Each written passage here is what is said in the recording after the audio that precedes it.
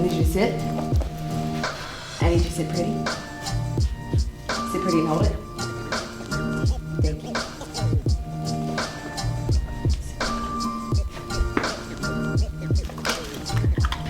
Shake my hand. It's bumping. What's up? Give mommy a hug. Give my, I want a hug.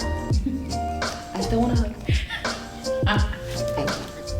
Hi everyone, my name is Catherine McBride. I'm with McIver's Grand Public Library and we are in Dyersburg, Tennessee. Our summer reading program this year is themed Tales and Tales, and so one of the things we're focusing on is all the many jobs that animals do. I'm very lucky to have with me Miss Mary Jennings, who's here to tell us a little bit about her service dog and the work and life that her service dog does. So, tell us, Mary, what is your service dog's name and age? Her name is Shasta, and she is 4 years old. She just turned 4 in April. Very nice. I'm already going off of script, but Shasta is such a pretty name. Did you pick it out? I did not. The names are actually donated to the company. Very nice. I would have picked Molly. Oh, well, Molly would have been cute too. Maybe a middle name? Yeah. Shasta Molly Jennings. So how long have you had Shasta? I've had Shasta for roughly 3 years. Okay. Now, how would you describe Shasta's personality? Enthusiastic. Yes. Okay. That sounds like a good match. And tell us, what was it like to meet Shasta for the first time? Well, when I met her for the first time, there were actually 2 dogs. Because that was how the picking of your service dog goes. And the other dog's name was Max. He's a beautiful dog. I have nothing against Max. But there was just this bond. Yes. Like, she was totally connected with me. Very interesting. So the dogs were allowed to first see you and act on their instinct or their feelings for you. Fascinating. Wow. Okay. So I'm also kind of curious. Have you ever had a dog as a pet, not a working dog? I have. We've had 3 dogs. Okay. Stella, Rosie, and Riley. And so you have those 3 dogs now? I do not. 2 have passed, but we still have Riley, who is blind. Okay. So would you mind comparing and contrasting? What is it like to have a pet versus a service dog? What are some of the differences? She goes with me everywhere. As for where Riley stays at home. And she's always alert. Like, she won't take her eyes off me unless there's bacon involved. And Riley will just go off and do it. She's just very with me. Sorry, that made me a little emotional. So Mary, what are some things that your service dog can do? She can alert me before I have a seizure, and she can actually roll me on my side. Oh wow. And she can, and if no one's around, but if someone is around, she knows to go find someone. And it's not only with epilepsy, because she's alerted my friends that have diabetes and a lady who has cancer. Really? Wow. Were these people that she knew and spends time with, or was it just a random? Wow. One of them, yes. Not every day though, but the lady who had cancer was actually in a hair salon. And she just walked up to her, which I thought was very strange. I was like, wait, what are you doing? And she bumped her, and I'm like, are you feeling all right? And she's just like, I just figured out that I have cancer. And I'm like, she can smell it. Wow, that is incredible. It's amazing how little we know already. Oof. Oh, that gives me chills. So tell me, did you have to teach Shasta anything in particular, or when you received Shasta, did she already come with the skills that you needed? She was the full package. Yeah. She knew everything. She was perfect, knew how to nap perfectly. She knew all of the skills. Was there a transition process or an adaptation process when she came home with you for the first time, getting used to those new surroundings? Yes, we do go through training camp for a week so that they can adapt to the recipient. Okay. Tell me a little bit more about that training camp. Again, I'm going off script, but it's just It's so okay. interesting. So you went somewhere for this camp? I went to How long was Nashville, it? to Brentwood. Okay. And we stayed there for a week, and we learned like what to do and like how often we should do things and how often we should, what's the word I'm looking for? Help them with their skills, like go over their skills with them. Okay. Sort of refreshing their Refreshing, training. Yeah. that's the word, thank you. Yeah. Refresh their skills and how often we should bathe them. Which is key, very important. How does Shasta do with baths? She does not like them Oh. at all. Also nail trim, she hates them. Oh, yeah. So I guess I should also ask, after the training camp, when you came home with her, was there a transition or an adaptation period for you? She actually did really well. Like she knew this is home. Yeah. Like the minute she walked in the door. Just a natural fit. Yeah. Wow. Okay. She's like, my girl's here, so this is where I am. Now, is she your first service dog? She is my first service dog. Okay. Have you, because one of the things I was curious about is if you had ever experienced a service dog that wasn't a good personality fit. Do you know if that happens? And It does happen, and there was a girl in our group who her dog wasn't a good fit for her, so they had to take the dog away and they had to try again with a different dog. The dog did get replaced with a different recipient, and she got placed with a new dog, so it all worked out in the end. So now I'm going to go back to the company that you had mentioned, and of course going into training camp. So how did you find the company? How did all that process happen? That's actually a funny story. Yeah. So my dad works in Nashville.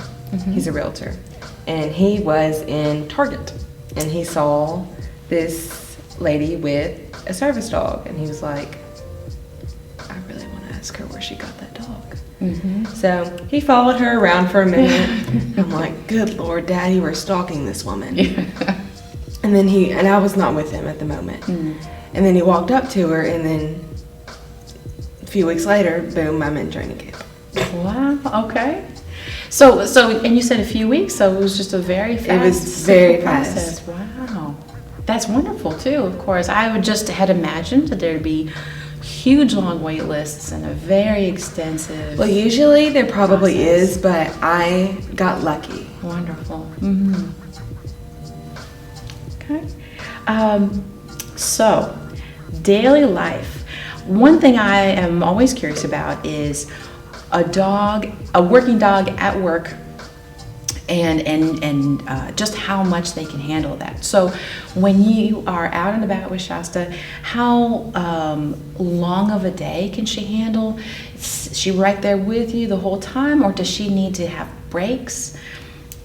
Well, I need breaks when I'm out and about, so when I take a break, she takes a break. Okay. But other than that, she is always with me. Yeah. Wow, that's incredible. And so then when she is taking the break, when you're having fun with her, what are some things that you do together? We love to play Frisbee. Yes. It's one of her favorite things to do. Very nice. Is she one of those dogs that will just go and go and go with that Frisbee until your arm hurts? Yes. Yeah. I've known a Or until couple. she's out of breath. Yes. Yes. She will just go and go and go. And sometimes she won't even bring it back to me. She'll just run around with it. But then again, I would assume all that energy and all that motivation to chase a Frisbee is one of the things that makes a good service dog, that amount of energy and that focus. Yeah. So now I've got questions that I think maybe some of our viewers might be curious about, especially children who are watching this. Can you tell children a little bit about how they can tell the difference between service dogs and other kind of dogs when they're out and about? Yes. Usually a service dog will be wearing a vest that actually says service dog, as to the one Shasta is wearing right now. Okay. I've never seen a normal dog have a vest. And some people try to like cheat the system, which is sad. But service dogs will not take their eyes off of their recipient. So if you see a dog that has a vest that says service dog and it looks very spacious, Not paying attention. Yeah. I wouldn't believe that that is a real service dog. So normally, too, do I have this correct, that when we see service dogs out and about, they are close to their handler? You said their recipient. What if a service dog wearing a service vest was ever not with somebody? So what should our viewers do, or how should they react if they ever see a service dog off by themselves? Go to the dog and say, "Take me to your owner." Because if a service dog is ever alone, it's obviously looking for help. Since we're talking to our viewers, what is the most important thing that you wish people knew about either service dogs themselves or about folks who have service dogs? Don't pet them. Like, do not walk up and just pet. Ask the handler if you can pet them, because some people are more lenient about it. Like me, I'm pretty lenient about people who can pet Shasta, but some people are very territorial about it.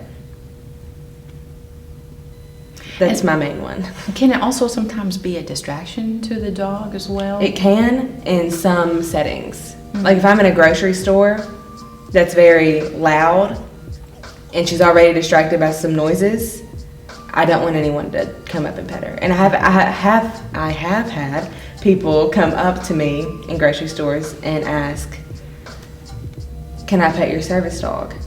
And my response to that is, "I'm sorry, she's working right now, but thank you for asking." Very nice, poised answer. My goodness. Well done. Yeah. Now I'm curious, what is the most fun thing or the most interesting thing that you've ever been asked about Shasta? If she's a lab. Is she a lab? She is a lab. She is a lab. Or She's how I very get her lab that with you. white. Oh, goodness.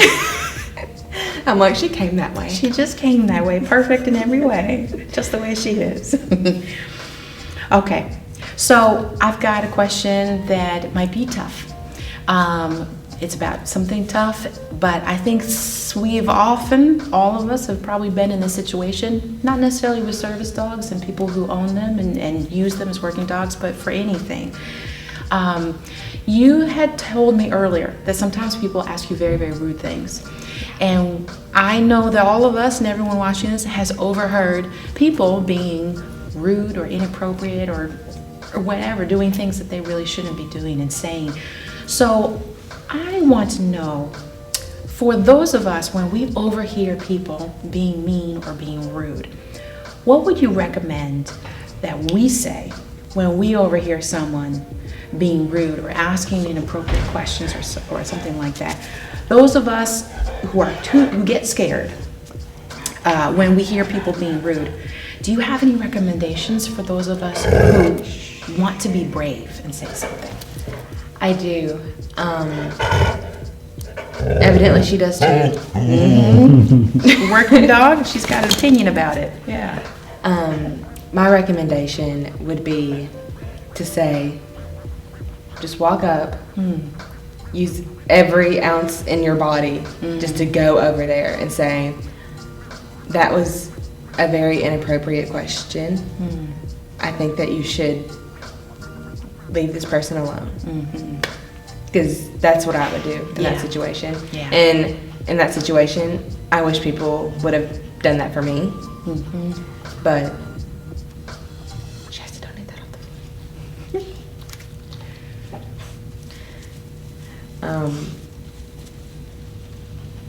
But I think I handle it very well. But I know other people can't handle it that well. Because some people are really young. Yes. I know for sure we'll have people watching this who are young children, and they're wondering about this as well. Is that something maybe you would recommend practicing as well? I would. And the more you say it. Like, parents, practice it with your kids. Or have your friends practice it together.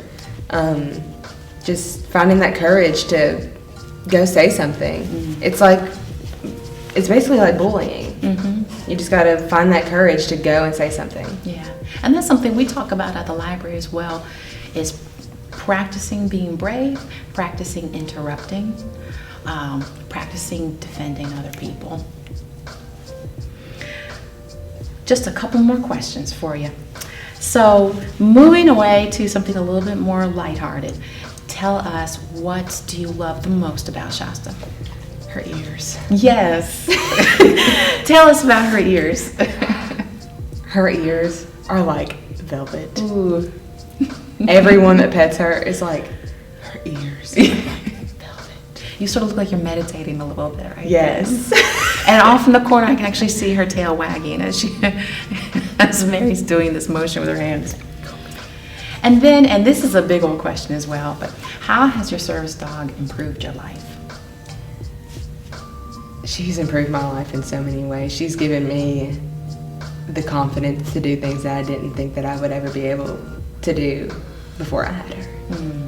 The confidence to go out in a grocery store and not feel scared.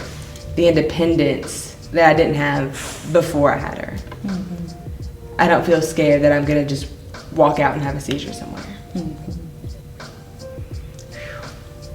Well, Mary, thank you so much. This has been such an interesting conversation, and I know I only scratched the surface of this topic of life with a service dog and how service dogs change lives. If you want to know more, of course, we have lots and lots of resources both inside the library and online as well. You can visit our webpage. We also, of course, have this YouTube channel with other videos and information, a digital collection, all sorts of resources. So thank you so much for joining us, and Miss Mary, thank you so much for coming. Thank you. So